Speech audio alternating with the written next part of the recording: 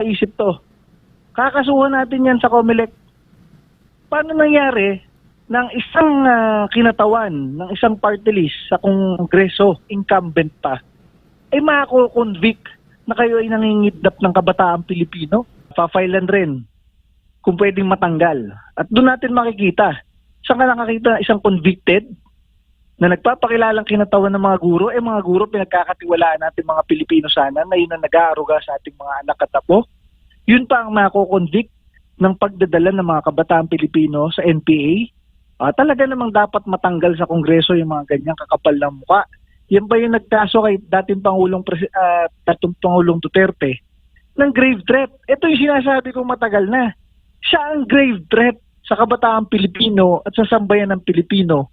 Dinadala ang ating mga anak, apo, estudyante at kabataan papunta sa bundok sa NPA. Tapos